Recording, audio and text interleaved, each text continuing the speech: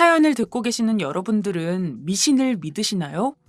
저에게 믿지 못할 일이 일어나서 여러분들에게 자랑을 좀 하려고 합니다. 제가 생각해도 많은 분들이 믿지 못할 것 같아요. 제 사연을 들으시고 좋은 기운 받아가시면 좋을 것 같습니다. 보통 애들한테 엄마가 좋아, 아빠가 좋아? 라는 질문을 많이 하잖아요. 어렸을 때는 늘 엄마라고 답했지만 중학교 이후부터 그런 질문을 들었을 때에는 아빠라고 답했던 것 같았습니다. 저희 아버지는 옛날 사람 같지 않게 참으로 호탕하고 좋으신 분이었어요. 제가 어릴 때만 해도 아들과 딸을 차별하는 일이 많았기에 없는 형편에 좋은 거 있으면 무조건 아들 몫이었고 딸에게는 그런 기회가 돌아가지 않았습니다. 하지만 저희 아버지만은 달랐어요. 제 위에는 2살 위에 누나가 한 명 있는데 아버지는 저와 누나를 모두 공평하게 사랑해 주셨습니다. 누나가 잘못을 해도 호되게 야단을 쳤고 제가 잘못을 해도 호되게 야단을 치셨죠. 어릴 때는 주변 친구들이 다 아들이라고 대우받고 그런 것만 보다 보니 홧김에 아버지는 너무해요. 다른 집은 누나 있어도 무조건 아들이 최고라고 하는데. 라면서 엉엉 운 적도 있었는데 아버지는 그런 저를 달래주지 않고 오히려 더 크게 호통을 치면서 똑같이 힘들게 키우는 자식인데 아들, 딸이 어딨어? 그리고 너보다 나이가 많은 네 누나가 더 고생을 하는 게 뻔하니 네 누나를 더 챙길 수 있음에도 안 그러고 있는 걸 감사하게 여겨. 라며 제가 가지고 있던 철없는 생각을 금방 사라지게 해주셨습니다. 아버지는 일을 하느라 언제나 바쁘셨지만 그러던 중에도 저와 누나가 가서는 아버지를 부르며 귀찮게 굴면 하여간 녀석들 하면서 혀를 차시면서도 꼭 놀아주셨습니다. 가끔 약주를 하실 때에는 저희가 가지 않아도 저와 누나를 덜렁 안아들고는 아버지가 평소 좋아하던 노래를 흥얼흥얼 부르시기도 했죠. 아버지에게서 나는 술 냄새를 좋아하지는 않았지만 아버지가 부르는 노래만큼은 좋아했습니다. 하지만 그런 아버지와 함께한 시간은 그리 길지 않았습니다. 제가 중학교에 입학하고 얼마 안 됐을 무렵 아버지가 갑작스러운 심장마비로 세상을 떠나셨으니까요. 아빠 눈 좀 떠봐요. 아빠. 돌아가신 아버지를 먼저 발견한 것은 저였습니다. 시간이 이리도 오래 지났는데 그 광경은 잊을 수가 없어요. 아버지는 언제나 열이 많아서 체온이 높은 편이셨는데 제가 만져본 아버지의 얼굴과 팔은 참으로 차가웠죠. 감긴 눈과 살짝 열린 입술, 그리고 뻣뻣한 피부, 흔드는 대로 종이장처럼 흔들리는 몸. 엉엉 울면서 엄마와 누나를 떠나가라 불렀고 제 괴성에 헐레벌떡 들어온 엄마와 누나는 아빠의 상태를 확인하더니 얼굴이 새파랗게 질려서는 119를 불렀습니다. 저희 가족은 혹시나 싶어 아버지 곁을 지키며 119 대원들이 오기를 기다렸습니다. 119가 오는 동안 아버지 팔다리를 주물러도 보고 심폐소생술을 하며 안간힘을 써봤지만 아버지는 미동도 없으셨어요. 구급대원이 와서 아버지를 병원으로 데려가는 모습을 멍하니 바라볼 수밖에 없었습니다. 그 순간 제가 아무것도 할 수 없다는 생각에 결국 모든 희망을 놓고 목 놓아라 울었습니다. 그 과정에서 어머니는 쓰러졌고 누나도 간신히 쓰러지지만 않았을 뿐 제정신이 아닌 상황이었습니다. 병원에 가서도 눈물이 나지 않았습니다. 그 상황이 실감이 나지 않았거든요. 아빠가 정말 저 관에 있는 사람이 아빠인가? 아빠가 돌아가셨다고? 저는 계속해서 현실을 부정하고 있었습니다. 아버지의 영정사진이 걸리고 저희의 연락을 받은 조문객들이 장례식장에 들어올 때도 무감각하게 인사를 하고 자리를 지켰지만 사실 그때까지도 정말 아버지가 돌아가셨다는 것에 대해서 확연하게 느끼지는 못했던 것 같아요. 중간중간 슬픔에 복받친 어머니와 누나가 눈물을 흘려도 저는 마치 남의 일인 것처럼 그 모습을 지켜보며 둘을 달랬죠. 하지만 화장 전 마지막으로 아버지의 얼굴을 보는 순간 아빠, 가지 마요, 아빠. 우리만 두고 가면 어떡해요? 아빠. 미친 듯이 눈물이 흘렀습니다. 처음 발견했을 때보다 더 차가워진 얼굴. 시신의 부패를 막기 위해 염을 해서 그런지 아버지는 한층 더 이승보다 저승에 가까워진 모습이었어요. 분명 지금이라도 일어나서 제 머리를 헝클어 줄 것 같은데 아무런 미동이 없다는 게 믿기지가 않았어요. 아, 아빠가 정말 돌아가셨구나. 그때서야 가슴 깊이 실감한 것 같아요. 아버지가 돌아가시고 어머니는 홀로 저와 누나를 키우느라 너무 고생하셨습니다. 어머니는 아버지가 일을 하는 동안 집안일만 하셨기에 마땅한 직장이 있던 것이 아니었죠. 하지만 저희를 키워보겠다고 어머니는 일이란 일은 다 찾아다니며 할 수 있는 모든 일을 해야만 했습니다. 저와 누나는 아직 어려 돈을 벌 일을 할 수 없다 보니까 어머니가 일하시는 동안 서로 분담을 나누어 집안일을 하곤 했죠. 덕분에 저는 남자애답지 않게 어린 나이부터 요리, 빨래, 설거지 등 집안일에는 도가 틀 수밖에 없었습니다. 나중에 누나가 성인이 되고 나서는 누나 역시 대학을 가지 않고 바로 직장 생활을 했기에 그 이후부터는 거의 제가 다 전담하여 집안일을 했죠. 힘들기는 했지만 싫었던 적은 한 번도 없었어요. 어머니도 누나도 다 저희 가족 먹고 살기 위해 열심히 노력하고 있는 걸 아는데 제가 겨우 집안일 정도로 투정을 부릴 수는 없었죠. 수아가, 너는 공부해서 대학 가라. 집안은 걱정하지 말고 대학 가거라. 게다가 어머니는 저라도 원하는 공부해서 대학을 가라고 반드시 지원해주겠다고까지 했습니다. 처음에는 당연히 안 그럴 거라고, 나도 성인 돼서 누나처럼 일할 거라고 이야기했죠. 대학이 가기 싫었던 것은 당연히 아니었어요. 오히려 가고 싶었던 쪽에 가까웠죠. 그러나 누나도 대학을 가고 싶은 상황에서 집을 위해서 일부러 바로 취직을 한 것이었는데 저 혼자서 하고 싶은 거 다 하고 살기는 미안했습니다. 그러나 누나는 그런 제게 너 괜히 내 생각한다고 거절하지 마. 나는 대학 가면 가는 거고 안 가면 안 가는 대로 괜찮았던 상황이었어. 너만큼은 공부에 신경 쓰던 편도 아니었고 오히려 네가 대학을 가야 내가 너보고 대리만족이라도 하지. 라며 제 마음을 편하게 해줬습니다. 어머니와 누나 덕분에 저는 공부를 포기하지 않고 대학을 갈 수 있었어요. 그리고 그때쯤 집안 사정도 조금 나아져서 고향을 떠나서 조금 더 도심으로 이사도 갔습니다. 저는 새 집에서 3개월 정도 있다가 대학 개강 기간에 맞춰서 서울로 올라갔어요. 혼자 서울살이를 하는 것은 재밌기도 했지만 한편으로는 참 외로웠습니다. 어머니와 누나와 평소에 사이가 좋았기에 바쁘더라도 늘 밥을 같이 먹고 이야기하는 시간도 많이 가졌는데 서울에 동떨어져 있다 보니까 집에 혼자 있는 기분이 생각보다 쓸쓸하더라고요.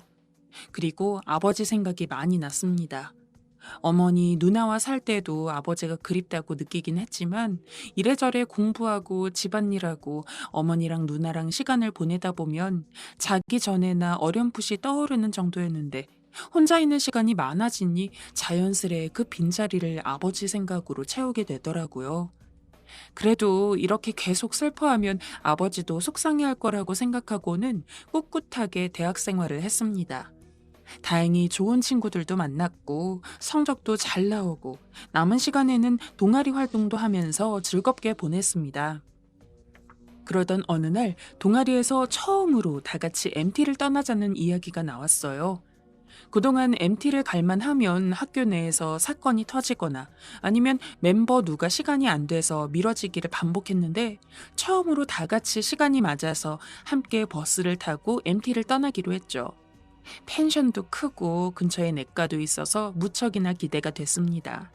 그런데 MT를 떠나기 약 3일 전 그동안 한 번도 꿈에 나오지 않았던 아버지가 처음으로 제 꿈에 나왔습니다. 그때는 꿈인 줄도 몰랐어요. 제가 어떤 길을 걷고 있었는데 저 멀리서 아버지가 저를 마주보고 있는 상태로 서 있더라고요. 제가 다가가서는 아버지, 여기서 뭐 하세요?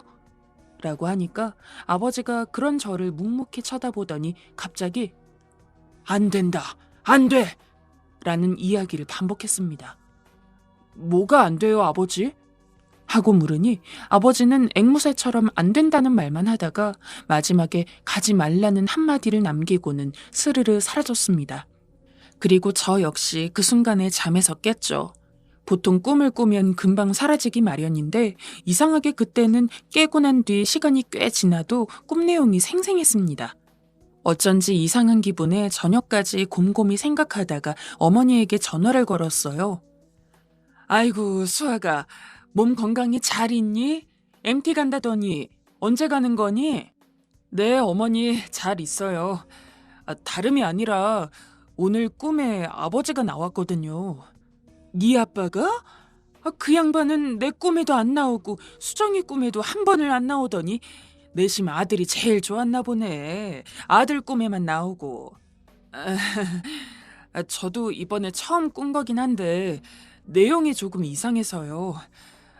꿈에 아빠가 있어서 가서 뭐 하냐고 말을 걸었는데 계속 안 된다고만 이야기를 하더니 갑자기 가지 말라고 하시더라고요. 저는 그 말 듣고 바로 꿈에서 깼고요.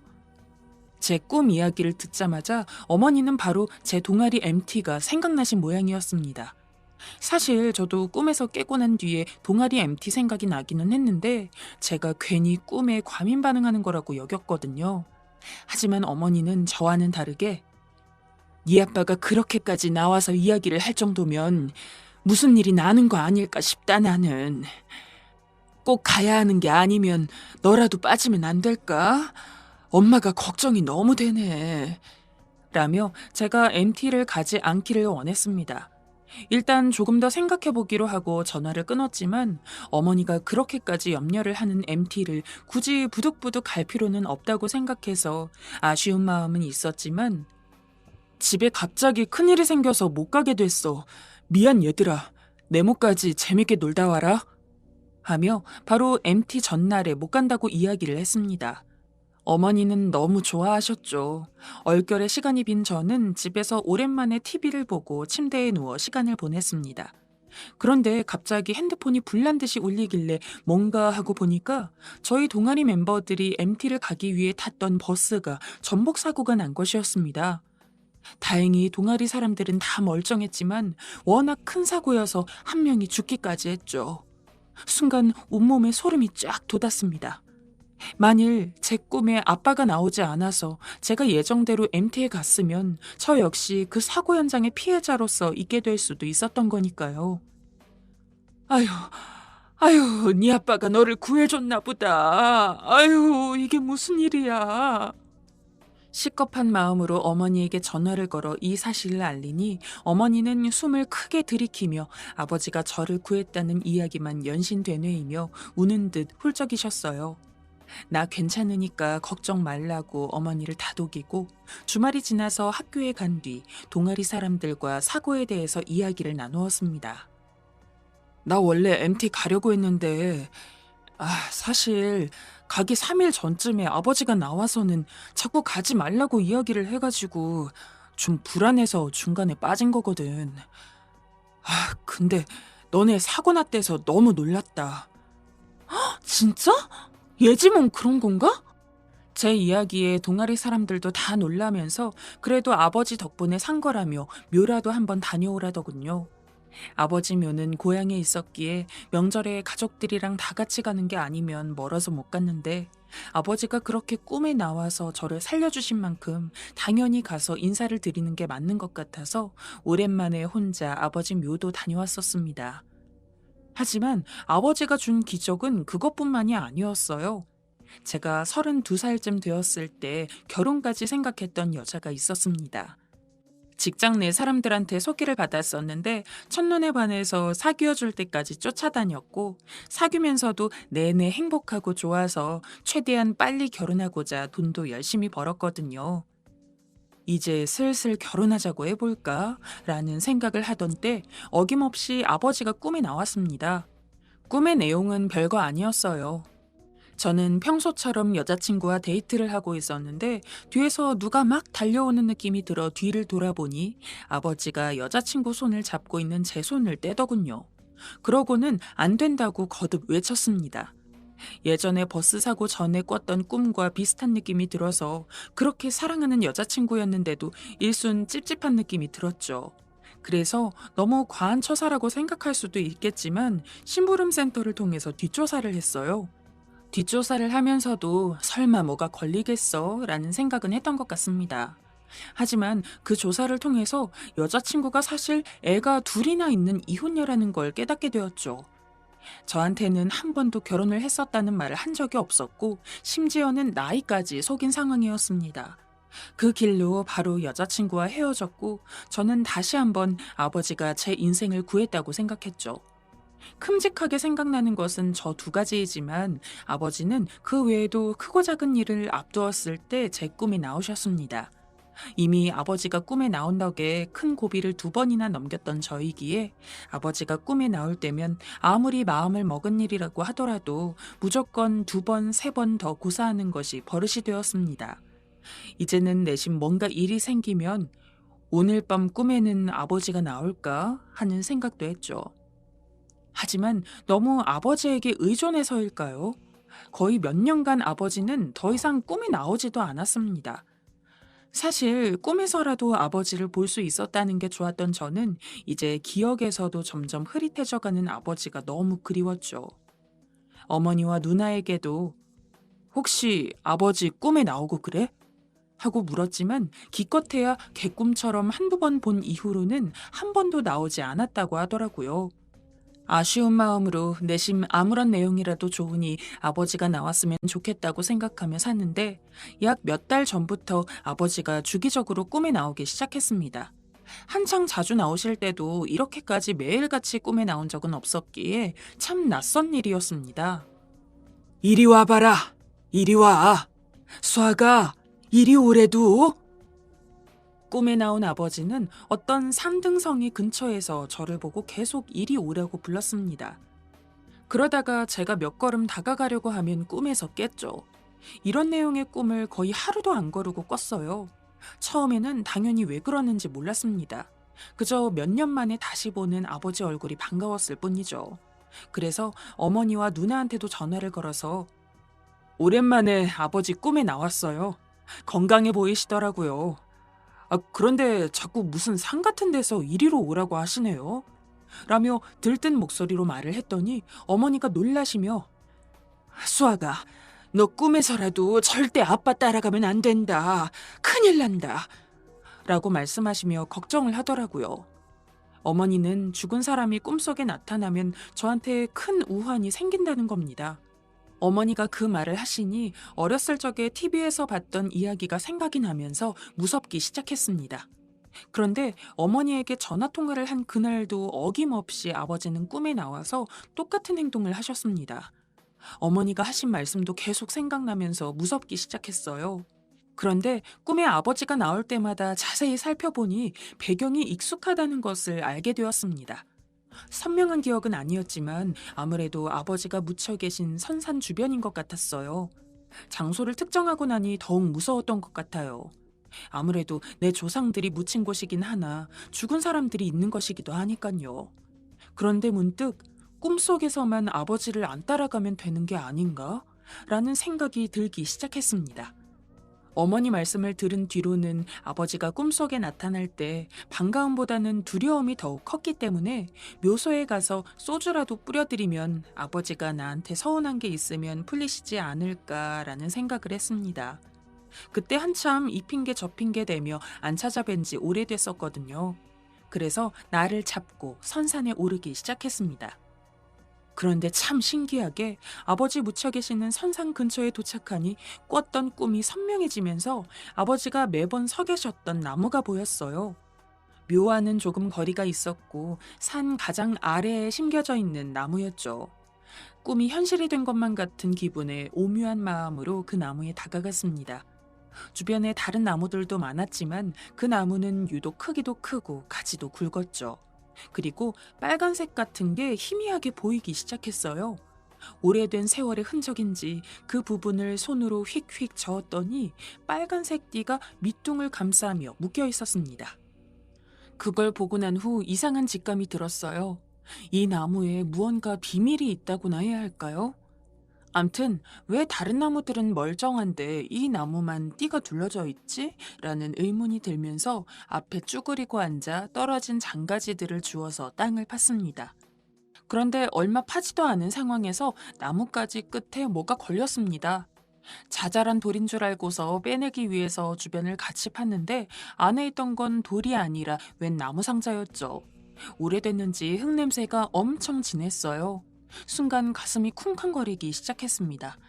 떨리는 손으로 상자를 열어보았는데 상자 안에는 제가 상상치도 못한 게 들어있었어요. 저는 그 종이를 보자마자 떨리는 손으로 바로 어머니에게 전화를 걸었습니다. 어머니! 아버지가 남긴 땅문서를 발견했어요. 이거 아무리 봐도 땅문서 같아요.